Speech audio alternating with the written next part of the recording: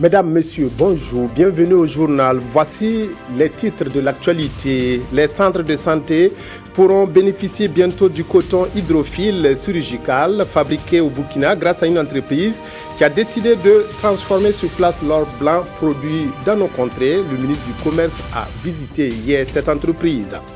Du coton hydrophile chirurgical fabriqué au Burkina, bientôt disponible dans les centres de santé. Il est fabriqué par la Sofacob entreprise, visitée hier par le ministre du Commerce, de l'Industrie et de l'Artisanat. Stéphane Sanou a ainsi vu le processus de fabrication et puis encourager l'entreprise pour cette initiative de transformer le coton burkinabé. Reportage Amadou Iliboudo, Zalissa Sanfo. Consommons burkinabé. La démarche est en marche, ici dans cette entreprise de transformation du coton burkinabé en coton hydrophile chirurgical. Depuis 6 mois déjà, on ambitionne ici de faire rompre le Burkina Faso avec ses vieilles habitudes. Celle d'importer le coton destiné aux centres de santé des pays d'Europe et souvent même d'Asie. Durant mes stages, pendant ma formation, on a vraiment beaucoup travaillé avec le coton, à l'hôpital, dans les cliniques. Et quand j'ai commencé à exercer, j'ai voulu savoir en fait d'où vient le coton qu'on utilise au Burkina. J'ai fait une enquête, je me suis rendu compte que tout le coton qui rentre au Burkina vient de la Chine ou bien de l'Inde ou bien de la France. Une initiative qui séduit le ministre en charge du Commerce, qui est ici pour constater et encourager les initiateurs. Nous sommes premiers producteurs d'Afrique, alors qu'on ne transforme même pas du tout le 10e. Voilà, elle rentre dans la chaîne. Nous sommes donc contents. Et puis un produit qu'on ne fabrique pas, on trouve ça sur le marché ici grâce à elle. Et à entendre les promoteurs, ce coton hydrophile chirurgical réunit toutes les normes requises pour être vendu ici et partout ailleurs. Nous avons fait les différents tests de confirmation avec le laboratoire national. Il est sorti que le coton il respecte les normes, est compétitif. Produire et consommer burkinabé. C'est inscrit en lettres d'or dans le plan national de développement économique et social PNDS. Pour la responsable de cette entreprise, c'est la part contributive de sa société pour la réussite de Soleil du PNDS. La période chaude se profile à l'horizon. Elle est souvent accompagnée d'épidémies, celle de la méningite principalement. Le Burkina se prépare à y faire face à travers une campagne préventive et que tous les acteurs soient au même niveau de connaissance de l'utilisation des nouveaux vaccins. Une rencontre se tient depuis ce matin à Ouagadougou. Salif Belem, Maxime Zongo, reportage. Mieux vaut prévenir que guérir et les autorités sanitaires qui entendent anticiper en cette période de méningite ont choisi de former les principaux acteurs. L'enjeu de la concertation de Ouagadougou, l'introduction du vaccin contre la méningite de type A. Il s'agit pour le gouvernement d'introduire ce vaccin dans la routine. Ça veut dire que maintenant les enfants peuvent avoir ce vaccin-là comme les autres vaccins à leur naissance, mais ça sera à partir du 15e mois que ce vaccin particulièrement sera administré aux enfants. Et les enfants qui ne l'ont pas eu au 15e mois, ils pourront l'avoir jusqu'au 18e mois. Donc c'est dans ce cadre-là que nous avons rassemblé les directeurs régionaux de la santé, les responsables du programme élargi de vaccination au niveau des régions pour les parler, donner les orientations pour cette introduction dans le paquet des vaccins administrés aux enfants au Burkina Faso. Après une campagne nationale en 2010 suivie d'une séance de rattrapage en novembre dernier, l'objectif maintenant est de s'appesantir sur une campagne de routine. Les principaux mécanismes et les facteurs de risque seront donc au centre des échanges. Les populations de la Tapoua ont manifesté lundi dernier à Diapaga pour exprimer leur mécontentement. L'état impraticable de la route Kanchari-Diapaga, frontière du Bénin, est à l'origine de ce mécontentement. À travers la marche de lundi, les manifestants ont voulu exiger la réalisation d'une route plus praticable. Les précisions à Fada, Alassane Kendrebiogo, Mahamadi Ouedrao.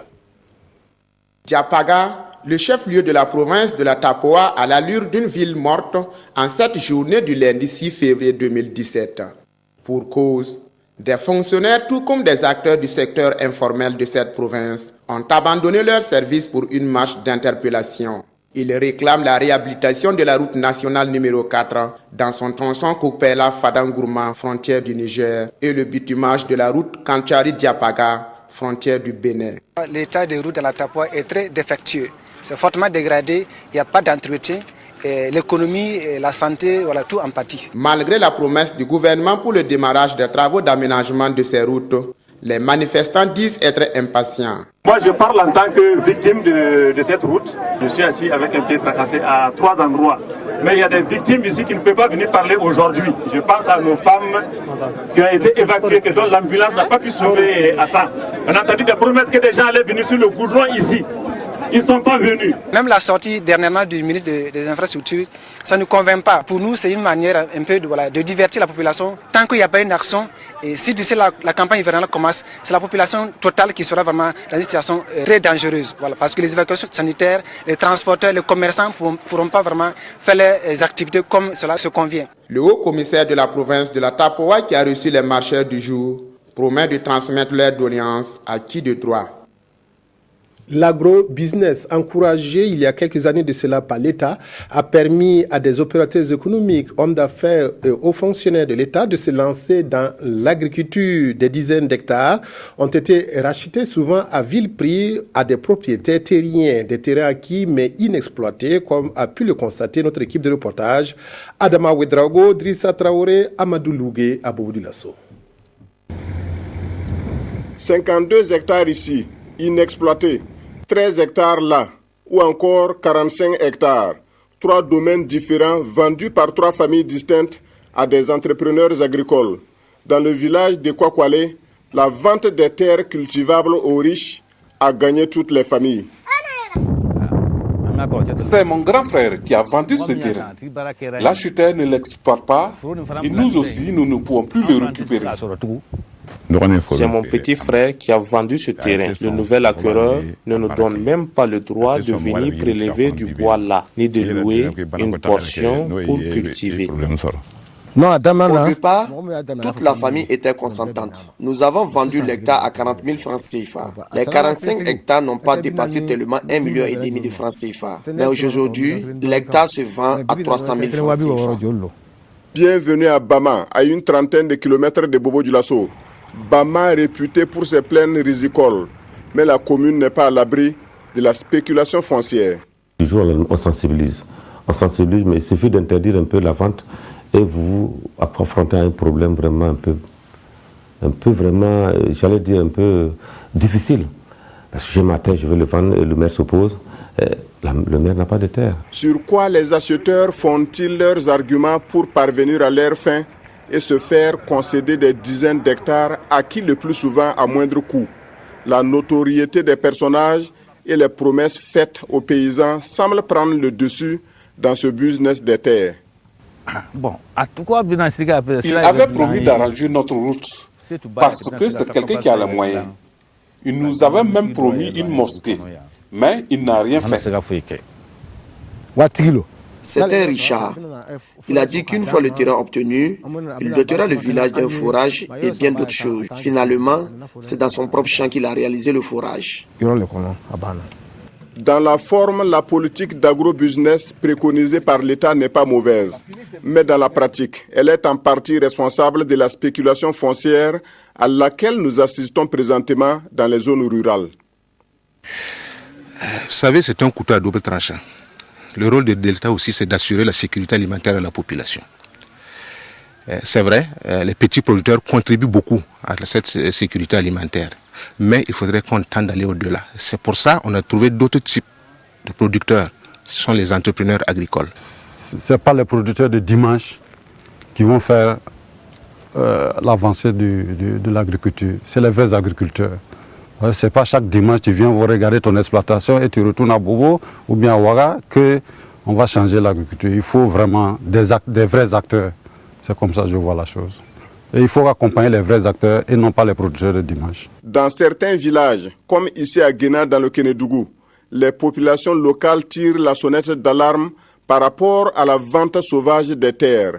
À travers un communiqué diffusé sur les ondes des radios locales, l'Association pour le développement économique et social de Guéna interdit toute forme illicite de vente de terre dans ce village et met surtout en garde les éventuels acheteurs. Mais si vous voyez, le communiqué dit, s'ils achètent, qu'ils soient sûrs qu'en tout cas, ils auront des problèmes pour s'octroyer un titre de propriété, parce que le plus souvent, les membres de la famille ne sont pas tous d'accord. Les démarches innovantes de Guéna vont peut-être faire tache d'huile et contribuer à freiner un peu la spéculation incontrôlée des terres au Burkina Faso.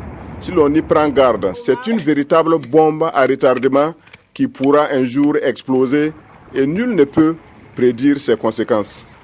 La énième mutinerie en Côte d'Ivoire est commentée aujourd'hui par les journaux. Il s'intéresse aussi au bilan de l'an 1 de Roch-Marc Christian Kaboré, bilan dressé hier par le CFOP. La revue de presse est signée Aimé Solange Guigma. Un de l'avènement de Roch au pouvoir, une année perdue et gâchée pour le Burkina Faso, martèle le chef de file de l'opposition politique au cours d'une conférence de presse que nous rapporte le pays. L'espoir du changement s'éloigne, ajoute-t-il dans les colonnes de Notre Temps, qui souligne d'ailleurs les mots que le CFOP reproche au pouvoir actuel. Une gouvernance politique chaotique, incapacité à terroriser les terroristes et que dire de la relance économique qui se fait toujours attendre. Un premier ministre par défaut, relève-t-il dans le quotidien. Bref, tous les signaux sont au rouge un an après, dixit dans Aujourd'hui au Faso. À ceux qui s'émeuvent du sort du pouvoir en place en demandant une certaine clémence, Zéphirin Diabré réplique dans l'Observateur Palga, je cite, « Notre rôle n'est pas de trouver des circonstances atténuantes à cette gestion du pouvoir, mais, poursuit-il dans Sidoya, de faire un constat et de porter la critique afin que ceux qui sont en face puissent s'améliorer. » Et de préciser toujours dans le journal de tous les Burkinabés que s'ils étaient à leur place, ils auraient fait nettement mieux. Nouvelle mutinerie en Côte d'Ivoire, force spéciale réclame prime spéciale, nous informe l'Observateur Palga. Elles l'ont signifié hier à Adiaké, à 5 km d'Abidjan, à travers des tirs en l'air obligeant les écoles et les commerces à se fermer et les hommes à se terrer chez eux, précise ce journal. À quand la fin des émeutes du Garba, s'interroge aujourd'hui au Faso. Pour ce journal, Adiaké offre une occasion ultime de tenir soit des états généraux des armées, soit tout autre rendez-vous susceptible de trouver des solutions satisfaisantes pour les mutins et honorables pour les autorités ivoiriennes. Merci de votre aimable attention à la RTB. Excellent après-midi à toutes et à tous. Et rendez-vous ce soir à 20h.